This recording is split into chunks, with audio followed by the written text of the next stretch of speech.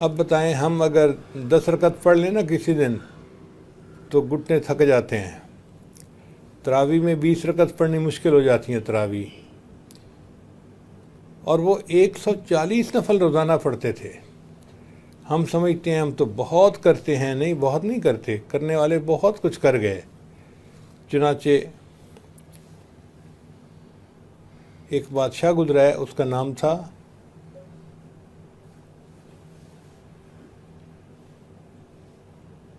हारून रशीद। उसके हालात ज़िंदगी में मैंने पढ़ा कि वो हर रात 200 रकत तहज्जुद पढ़ा करता था। तो मुझे बड़ी हैरत हुई कि बादशाह हो और रात को 200 रकत तहज्जुद पढ़े। तो मैंने इस पर थोड़ा रिसर्च की कि किताब में कोई गलती ना हो गई हो।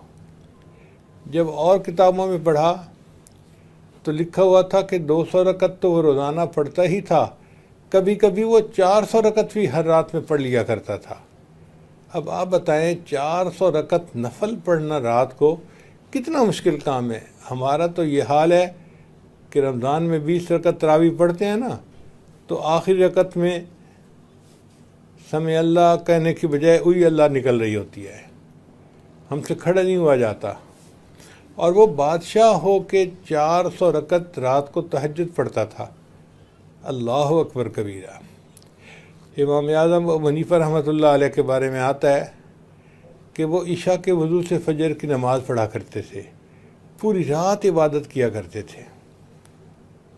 और भी बहुत सारे बुज़ुर्गों के बारे में लिखा है कि पूरी पूरी रात इबादत में गुजार दिया करते थे। महमूद गज़नवी वक्त का बादशाह था और वो हर रात में 5000 मरतबा दुरूद शरीफ पढ़ा करता था। अब आप बताइए, हम रोज़ाना 500 मरतबा दुरूद शरीफ नहीं पढ़ पाते,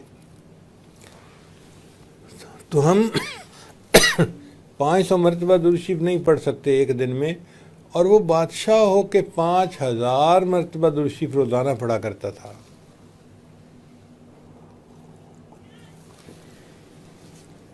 ये लोग इतनी इबादत कैसे कर लेते थे? उनके दिल में इबादत का शौक़ था, अल्लाह की मुलाकात का शौक़ था, और वो उनको नेकी करने पर बनागेख्ता कर देती थी।